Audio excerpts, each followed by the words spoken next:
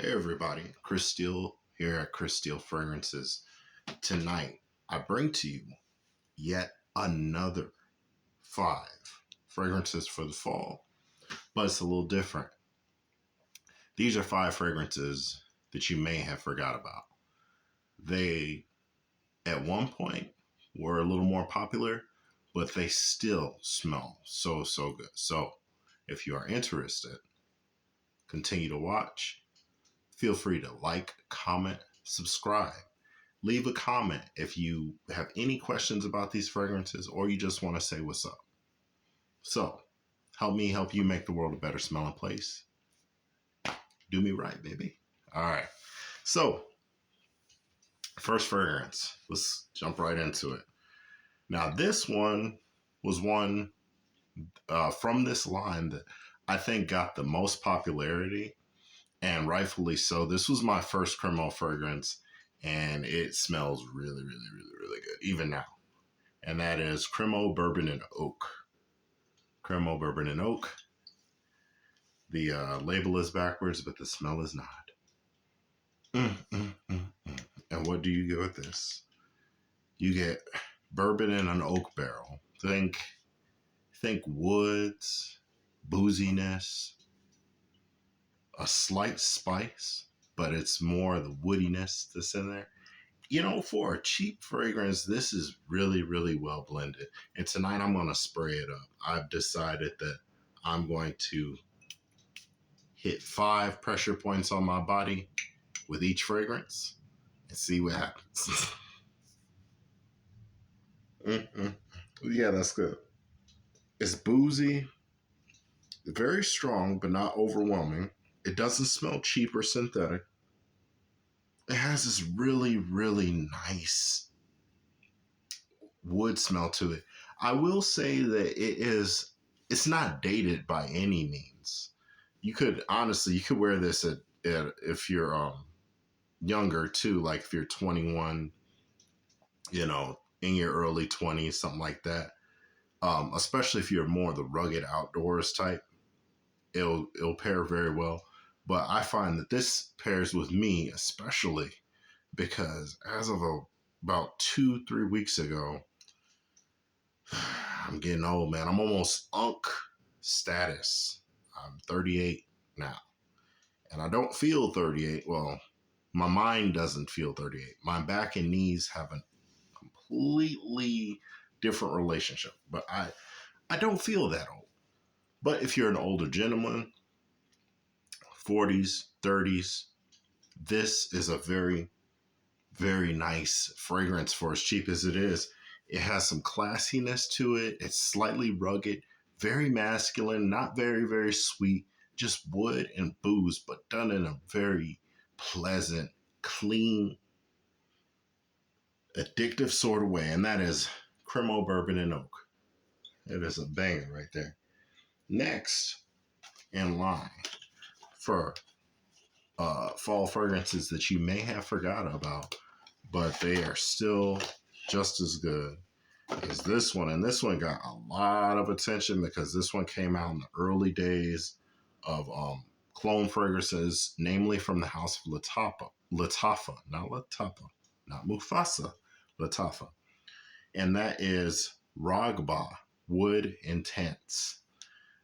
This one was a sleeper for me. I got this bottle a little later. I want to say this came out in like 2021, and I got this bottle a little later. Was a little late to the party. Got the bottle, sprayed it. Didn't really perform. Smelled okay, but didn't smell really all that great. I forgot about it for months. Came back to it, and now I understand what it's all about. Okay, I gotta go with the next wrist now. I gotta do priority seating. That wrist, this left wrist here, it's right on the screen. My left wrist is a little special, so I'm doing priority seating. This one is good, but I've got something I want to put on that left wrist. Oh my God. It smells like it got even better. This is a really really beautiful fragrance. This Ragba Woods Intense. You have like a it's like a marshmallow chestnut um burnt wood kind of smell, but not burnt wood like a stinky wood, a fragrant wood. Think think a bonfire, or think a wood stove, something where it's controlled heat.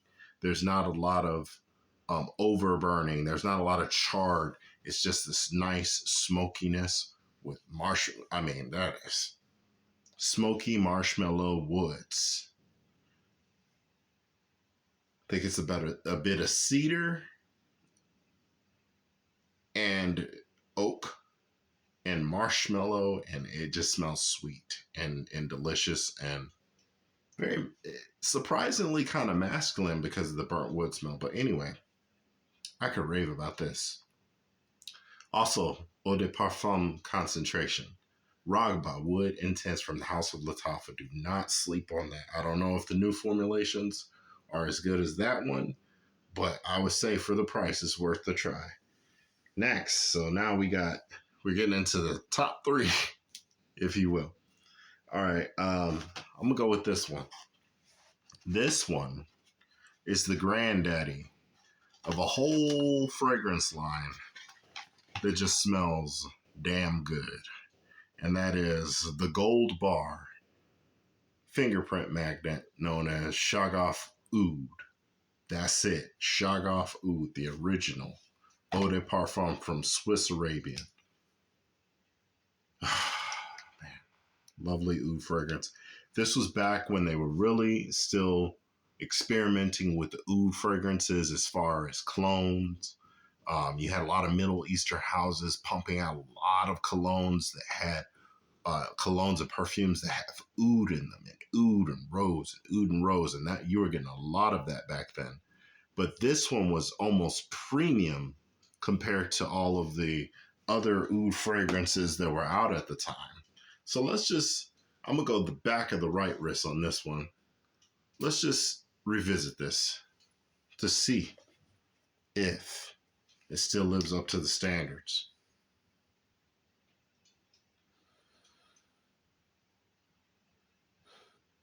Mm. So this is actually a lot lighter than what I remember it. Or I could be thinking of a different fragrance, but this one, yes, okay, I get it now. This one is very smooth. Has a very smooth. It's oud, but it's very smooth. I was expecting. I have a lot of older fragrances from Lattafa that have oud in them, and Maison Alhambra that have oud in them. And the ones from Maison Alhambra and Lattafa, their oud tends to come off stronger, punchier, louder, a little more sharp. This is a smooth, woody, just a hint of rose, not real rose heavy, but a smooth, woody oud. So if you like oud and you don't want to put on something that's too strong, at least by my standards, which I mean that is subjective. So don't think that I am the end all be all when it comes to oud fragrances, because I kind of started out with a lot of oud fragrances and then got into everything else. So what may smell light to me may be nose burning, eviction notice type shit with you. Okay, so just be careful when you mess with this, because I don't know how your bottle's gonna be, but I'm just telling you, mine's a smooth. It's been sitting a while, had it for a little while. It's a smooth, fresh, woody oud. Shaggoth Oud, Swiss Arabia, Gold Bar. Yeah, it smells good. Hmm. Yeah. Okay. Next on in the line. I don't know. No, I'm gonna save that one for last. I like that one a little too much. All right, next in line from the House of Fragrance World. Make sure that's Fragrance World. Yeah, from the House of Fragrance World, I have here Aftermath Intro, and this is an older batch of it. I don't know about the new batches. I know this one had to macerate for real. When I got it, it smelled okay, a little weird, a little synthetic, but when it's once it's sat, it's it smelled really good. That's what I do remember about that. And what I can tell you is that this is a clone of um, Initio Side Effect. Fragrance World has another clone though that is way more popular than this, and I'm probably gonna get a bottle of it. I still, ever since I got this, I didn't feel there was a need to, but and that is Fragrance World Aftermath, I believe that's what they call it, or after. No, this is Aftermath. Theirs is called After Effect, the other Fragrance World one. So this is Aftermath intro, and then Fragrance World has another fragrance. It's cloning the same thing, but from what I hear, it's higher quality, and that is Fragrance World After Effect. So we're gonna see what this is hitting on.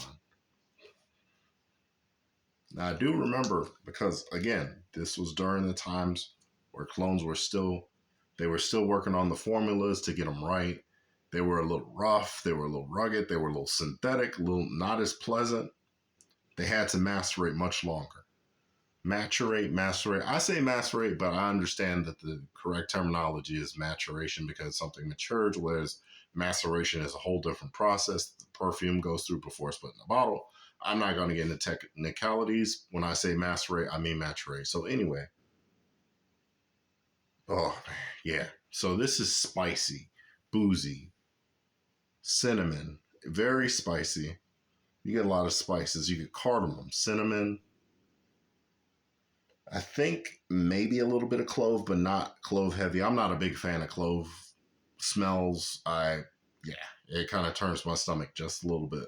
So, but this does not have a heavy clove. It has mainly cardamom, cinnamon, and something that smells, something that smells really boozy, like a rum, kind of like uh, Side Effect. Not going to be the quality of Side Effect. Probably not even the quality of After Effect. But for what it is, and the price I got it at, which I looked on Amazon, still around 20 something bucks, so you can still get it. It's decent. Not my favorite, but decent. It's going on the back of this wrist. On the front of this wrist, I'm going to put something on there that I'm only going to spray once because some heat. Anyway, yeah, that's intro Aftermath from the House of Fragrance World. Next,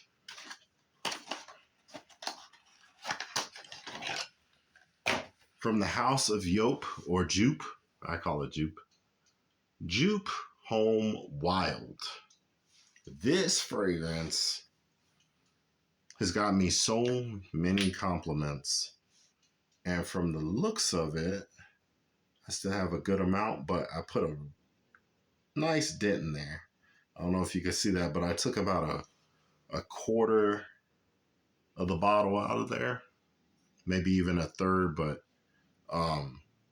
yeah, this is some heat, man. It's not what you think. I'm gonna just put it to you that way first. It's really not what you think. It's good. Like the other fragrances I showed you, those are good.